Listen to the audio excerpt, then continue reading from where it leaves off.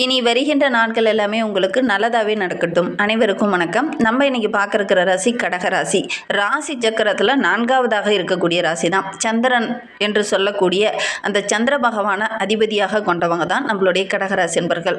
மனதுக்காரகன், மனோகாரகன் அப்படின்னு சொல்லலாம். இந்த சந்திரன் மனோகாரகன் என்பதனால ஒரு முக்கியமான முடிவு எடுக்கும்போது எடுத்துருவாங்க, தைரியமாக எடுத்துருவாங்க. ஆனால் கடைசியில் பார்த்தீங்கன்னா கொஞ்சம் குழம்புவாங்க இந்த கடகராசி என்பர்கள். நீங்களும் அப்படி தானே அப்படிங்கிறத மறக்காமல் எங்களுடைய கமெண்ட் பாக்ஸில் தெரிவிங்க.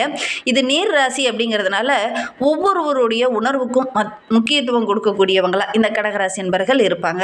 அதே மாதிரி கொஞ்சம் சொந்த வீட்டில், சொந்த ஊரில், சொந்த தொழில் அமைக்கிறது இவங்களுக்கு பெரும்பாலும் பிடிக்கும். இந்த கடகராசி என்பர்களுக்கு வெளியில் போய் வேலை செய்கிறது கொஞ்சம் இவங்களுக்கு பிடிக்காது. என்ன ஒரு வருமானம் ஈட்டணும் அப்படிங்கிறதுக்காக வெளியில் போவாங்களே ஒழிய மற்றபடி மனதார போய் வெளியில் போய் தங்கி வேலை செய்கிறது உங்களுக்கு பிடிக்காது. சொந்த ஊருக்குள்ளே ஒரு வேலை அமைஞ்சா நல்லாயிருக்கும் அப்படிங்கிற மாதிரி தான் பெரும்பாலும் இந்த கடகராசி என்பர்கள் இருப்பாங்க அப்படின்னு சொல்லலாம். இக்கட்டான சூழ்நிலையை கூட தன்னை தற்காத்து கொள்கிற மாதிரி ஒரு வலிமை கொண்ட ஒரு நபர்கள் தான் நம்மளுடைய கடகராசி என்பர்கள்.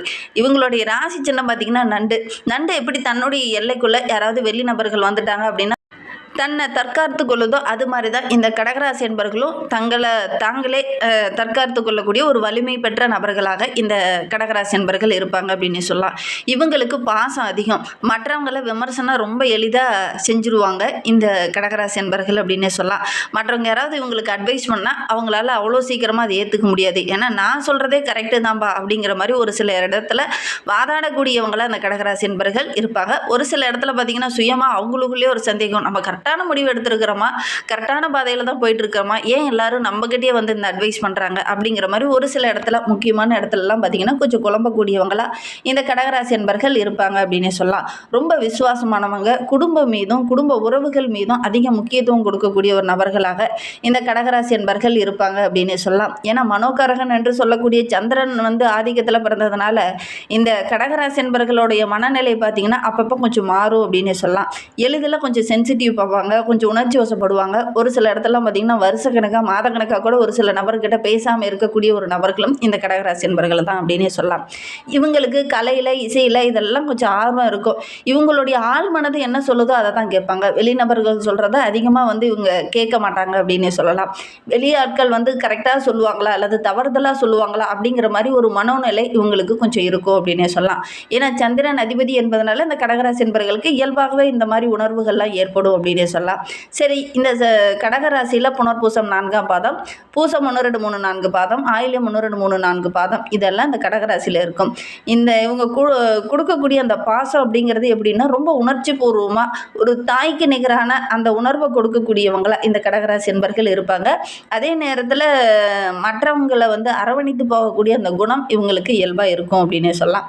சரி, இவங்களுக்கு வருகின்ற நாட்கள் எப்படி இருக்குது, வருகின்ற நாட்களுடைய கிரக அமைப்புகள் எப்படி இருக்குது, என்னென்ன விஷயங்கள்லாம் உங்களுக்கு சாதகமாக இருக்க போது, என்னென்ன விஷயங்கள்லாம் உங்களுக்கு பாதகமாக இருக்க போது, வருகின்ற நாட்களில் இவங்க என்னென்ன மாற்றங்களை சந்திக்க இருக்காங்க அப்படிங்கிறத தொடர்ந்து பார்க்கலாம். நீங்கள் இப்போ தான் ஃபஸ்ட் டைமாக நம்ம சேனலை பார்க்குறதா இருந்தால் நம்ம சேனலை சப்ஸ்கிரைப் பண்ணிவிட்டு கூடவே இருக்கிற பெல் ஐக்கானையும் கிளிக் பண்ணிக்கோங்க. அப்போ தான் நாங்கள் போடுற ஒவ்வொரு வீடியோவுமே உங்களுக்கு நோட்டிஃபிகேஷனாக வரும். நீங்கள் கடகராசி அன்பராக இருந்தால் மறக்காமல் நம்மளுடைய சேனலுக்கு ஒரு லைக் கொடுத்துட்டு உங்களுடைய உறவுகள் வகையில், நண்பர்கள் வகையில் யாராவது கடகராசி அன்பர்கள் இருக்காங்க அப்படின்னா மறக்காமல் இந்த வீடியோவை அவங்களுக்கும் ஷேர் பண்ணிவிடுங்க. கடகராசியில் நீங்கள் எந்த நட்சத்திரத்தில் பிறந்தீங்க, உங்களுடைய இஷ்ட தெய்வ பெயர் என்ன, உங்களுடைய குலதெய்வ பெயர் என்ன அப்படிங்கிறத மறக்காமல் எங்களுடைய கமெண்ட் பாக்ஸில் தெரிவிங்க.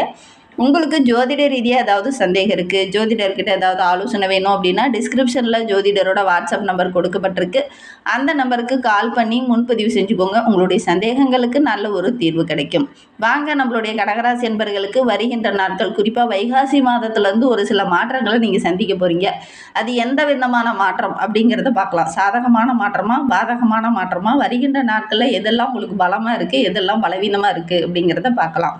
இந்த காலகட்டம் அப்படிங்கிறது நம்மளுடைய கடகராசி என்பர்களுக்கு உள்ளத்தில் என்ன நினைக்கிறீங்களோ அதை உடனடியாக செய்து முடிக்கணுங்கிற ஒரு ஆர்வம் இந்த வைகாசி மாதத்தில் உங்களுக்கு ஏற்படும் அப்படின்னு சொல்லலாம். ஏன்னா இந்த பரபவ தமிழ் புத்தாண்டுக்கு அப்புறமா ஒரு சில மாற்றங்களை நீங்கள் ஏற்கனவே சந்திச்சிருப்பீங்க. குடும்ப வாழ்க்கையில் கூட ஒரு சில இன்னல்கள், சின்ன சின்ன பிரச்சனைகள் பெருசாக இருக்கும்.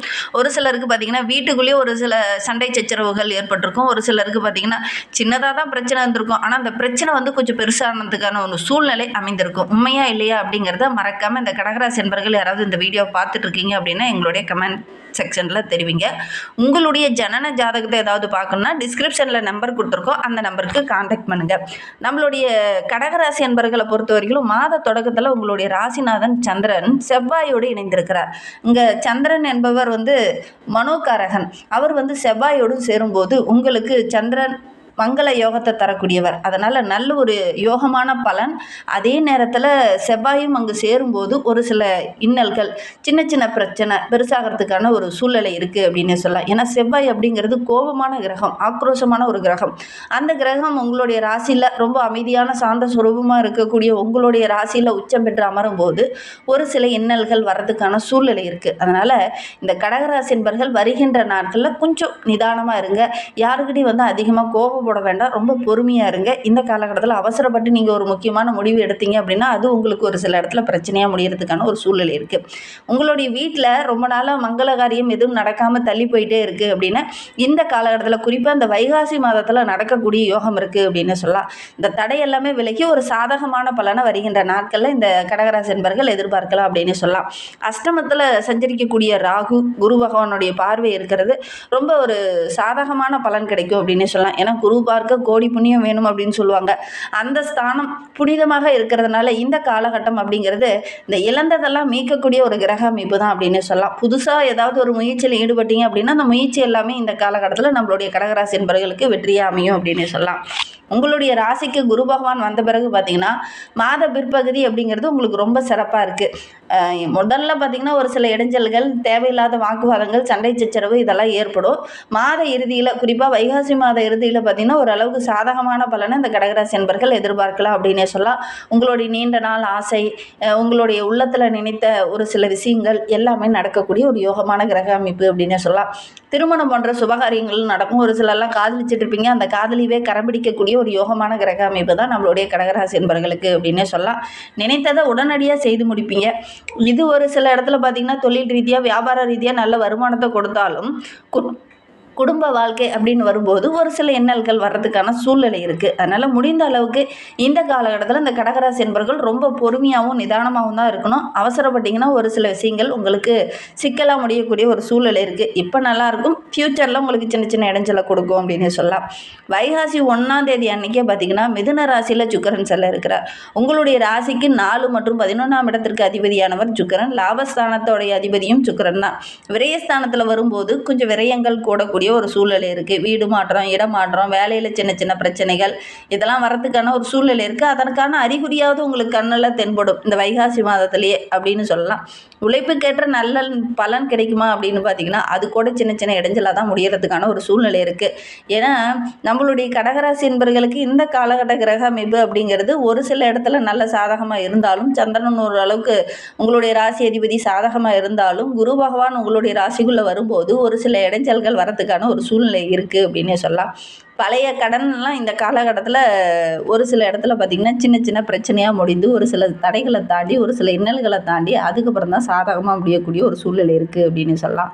தான தர்மங்கள்லாம் செய்வீங்க, அதெல்லாம் செய்யுங்கிற ஒரு ஆர்வமும் இந்த காலகட்டத்தில் வரும். தன்னை யாரும் கண்டுக்கலையே அப்படிங்கிற ஒரு நிலை மாறி தன்னை இந்த உலகத்துக்கு நிரூபித்து காட்டக்கூடிய ஒரு கிரக அமைப்பு தான் நம்மளுடைய கடகராசி என்பவர்களுக்கு இருக்குது அப்படின்னு சொல்லலாம். இது வரைக்கும் நீங்கள் பெருசாக யாருக்கிட்டையும் ஒரு ஆடம்பரமாகவோ வெளியே நபர்கிட்ட பேசுவோ ஒரு கூச்ச சுபாவத்தோடு இருந்திருப்பீங்க. ஆனால் வருகின்ற நாட்களில் நீங்கள் யார், உங்களுடைய கேரக்டர் என்ன அப்படிங்கிறத வெளிப்படையாக எல்லாருக்கிட்டையும் நிரூபித்து காட்டக்கூடிய ஒரு இக்கட்டான சூழ்நிலை உங்களுக்கு ஏற்படும். ஒரு சிலருக்கு பார்த்திங்கன்னா அது சந்தோஷமாக இருக்கும், ஒரு சில நபர்களுக்கு பார்த்திங்கன்னா அது ஒரு பிரச்சனையாக இருக்கக்கூடிய ஒரு சூழ்நிலை இருக்குது. இந்த காலகட்டத்தில் ஒவ்வொரு விஷயத்தையுமே நீங்கள் நிதானமாக இருந்துக்கிறது இந்த கடகராசி என்பவர்களுக்கு ரொம்ப நல்லது அப்படின்னு சொல்லலாம். வைகாசி மாதம் 12ஆம் தேதிக்கு அப்புறம் பார்த்தீங்கன்னா மிதுன ராசிக்கு புதன் செல்ல இருக்கிறார். உங்களுடைய ராசிக்கு சகாயஸ்தானம், விரயஸ்தானத்தோட அதிபதி புதன். அவர் விரயஸ்தானத்தில் சஞ்சரிக்கும் போது குடும்பத்தில் மட்டுமல்லாமல் உறவுகளால், நண்பர்கள் மூலமாக சில விரயங்கள் வரலாம். உத்தியோகத்தில் கூட ஒரு சிலருக்கு திடீர்னு மாற்றம் வரலாம். உங்களுக்கும் இந்த வைகாசி மாதத்தில் ஏதாவது மாற்றங்கள் நிகழ்ந்தால் எங்களுடைய கமெண்ட் பாக்ஸில் தெரிவிங்க. மனக்கலக்கம் கொஞ்சம் வரும் ஒரு சில கடகராசி என்பவர்களுக்கு அப்படின்னு சொல்லலாம். தொழிலில் கூட போட்டிகள் கொஞ்சம் அதிகமாகும், வரவை காட்டிலும் செலவுகள் கொஞ்சம் அதிகமாகிறதுக்கான ஒரு சூழ்நிலை இருக்குது. பாதியில் நின்று அந்த கட்டட பணியெல்லாம் மீதியை தொடர முடியாத ஒரு இக்கட்டான சூழ்நிலையை சந்திக்க வேண்டிய ஒரு சூழ்நிலை இந்த கடகராசி என்பவர்களுக்கு இந்த காலகட்டத்தில் ஏற்படும் அப்படின்னு சொல்லலாம். இந்த காலகட்டத்தை பொறுத்த வரைக்கும் வீட்டில் ஏதாவது ஒரு சுபகாரியம் சுபவிரயம் செஞ்சுக்கிறது இந்த கடகராசி என்பவர்களுக்கு ரொம்ப நல்லது அப்படின்னு சொல்லலாம்.